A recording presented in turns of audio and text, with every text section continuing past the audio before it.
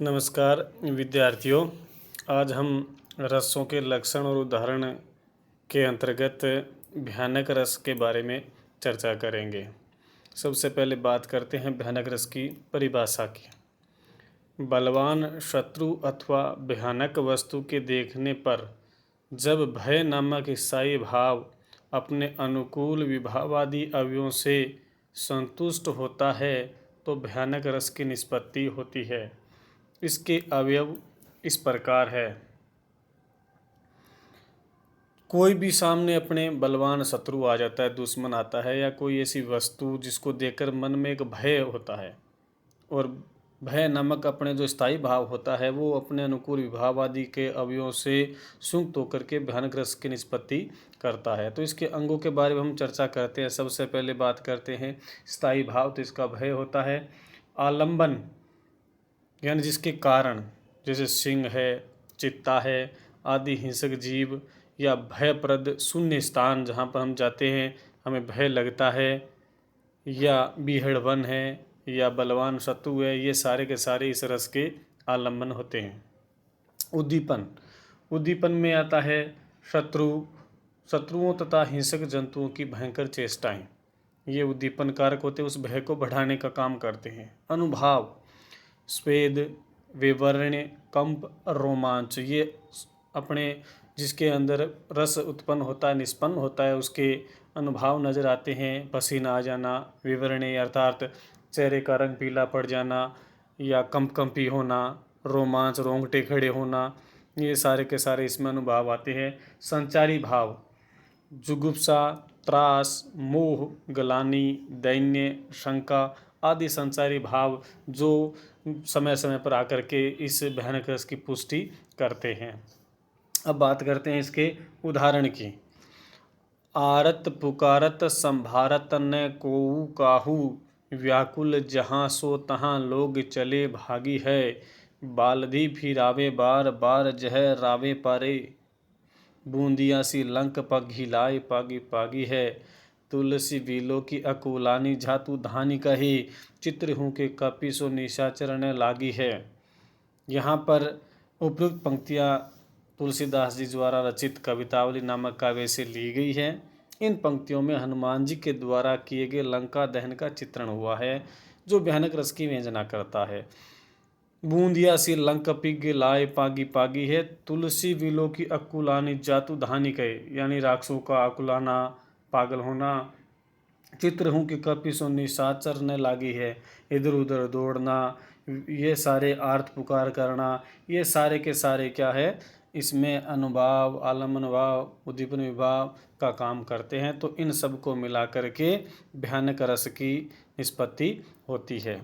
अब हम बात करते हैं अगले रस के बारे में, विभत्स रस।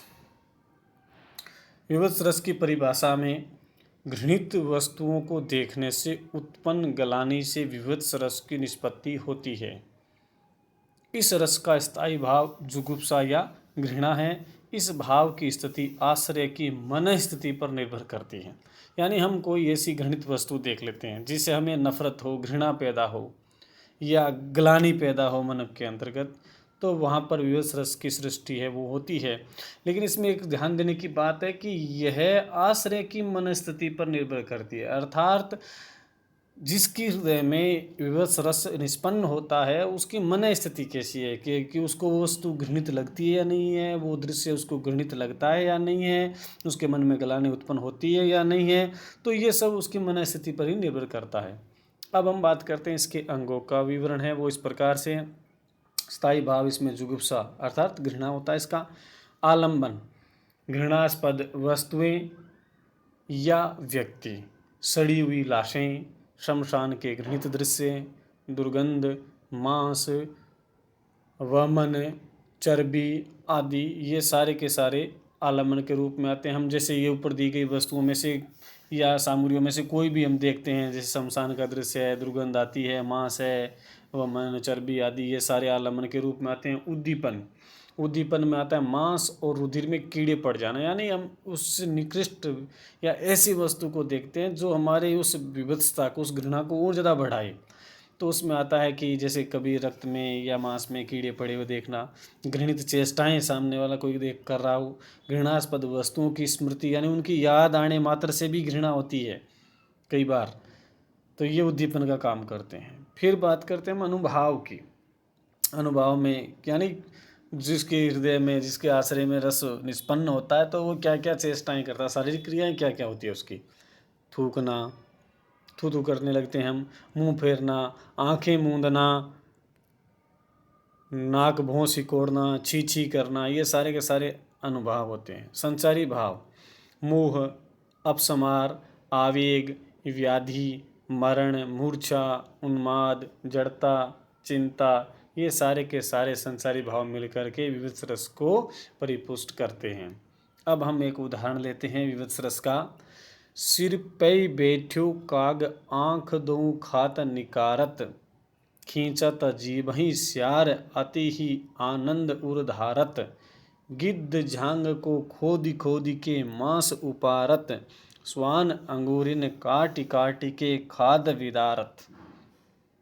उपयुक्त पंक्तियों में शमशान का जुगुप्साप्रद विविध दृश्य का वर्णन हुआ है। यानी ये पंक्तियाँ इसमें कौवे का किसी लाश पर बैठना, उसकी आंखें निकालना, और सियार द्वारा जीभ खींचना, गिद्ध जांग को खोद खोद के मांस खा रहा है, वो सुआन है यानी कुत्ते उंगलियों काट काट के खा रहे हैं, ये सारे के सारे घृणास्पद दृश्य है जिसे जुगुप्सा नामक स्थायी भाव है वो इन सब को देख करके विविध रस में निष्पन्न होता है। अब हम बात करते हैं आगामी रस की, अद्भुत रस। अद्भुत रस की परिभाषा में आश्चर्यजनक वस्तुओं, व्यक्तियों, विचित्र दृश्यों तथा अलौकिक चमत्कारी घटनाओं के दर्शन से चित्त वृत्ति में स्थित विस्मय नामक स्थायी भाव अपने अनुकूल विभाव आदि का संयोग पाकर अद्भुत रस के रूप में परिवर्तित हो जाता है। यानी हम कोई ऐसी आश्चर्यजनक वस्तुएं देख लेते हैं, यानी अद्भुत का मतलब ये आश्चर्यजनक, व्यक्तियों के विचित्र दृश्यों को, यानी ऐसे व्यक्तियों के कार्यों को, दृश्यों को, अलौकिक चमत्कारी घटनाओं के दर्शन से अपने मन में विस्मय नामक स्थायी भाव होता है, वो अपने अनुकूल विभाव, अनुभाव, संसारी भाव का संयोग पाकर के अद्भुत रस में निष्पन्न होता है। इसके अवयवों के विवरण है वो इस प्रकार से है। स्थायी भाव, इसमें विस्मय होता है। आलंबन, इसमें अलौकिक व्यक्ति, वस्तु, घटना अथवा किसी भी प्रकार का विचित्र दृश्य है, वो सारे के सारे आलंबन का काम करते हैं। उद्दीपन, उद्दीपन में है आलंबन की वस्तुगत विचित्र चेष्टाएं, यानी जिसके कारण हमारे हृदय में अद्भुत रस का या विस्मय का संचार होता है, उसकी ऐसी चेष्टाएं, या उसके रूपों का अवलोकन करना या श्रवण करना, उनके गुणों का, कार्यों का वर्णन करना, ये सारे के सारे क्या है, उद्दीपन का काम करते हैं। फिर हम बात करते हैं अनुभाव की।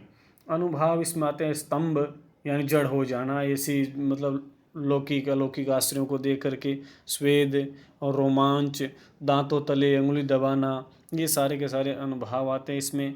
फिर संचारी भाव, वितर्क, आवेग, हर्ष, स्मृति, मति, त्रास, ये सारे के सारे इसमें संसारी भाव का काम करते हैं। अब हम बात करते हैं उदाहरण की।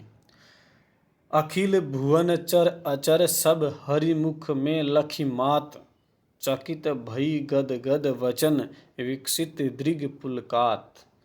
पंक्तियों में माता यशोदा श्री कृष्ण के मुख में चराचर जगत का दृश्य देखकर आश्चर्यचकित रह गई। यशोदा का विस्मय नामक स्थायी भाव अपने अनुरूप विवादी का संयोग पाकर अद्भुत रस में निष्पन्न हुआ है। उपयुक्त पंक्तियां हैं वो, जब बालक कृष्ण है यशोदा के सामने अपना मुख खोलते हैं तो उस मुख के अंतर्गत यशोदा को चर अचर यानी सारी सृष्टि उस मुख में दिखाई देती है, तो वो चकित रह जाती है, गदगद वचन कहती है, उसके विकसित दृग हो जाते हैं, पुलकित हो जाती है। ये सारे के सारे उद्दीपन, आलम्बन, अनुभाव, ये सारे के सारे मिलकर के अद्भुत रस की सृष्टि है वो करते हैं। तो इस प्रकार से हमने आज 3 रसों का अध्ययन किया, उनके विभाव, अनुभाव, उनके अंगों का परिचय, उनके उदाहरण, उनकी परिभाषाओं के बारे में अध्ययन किया।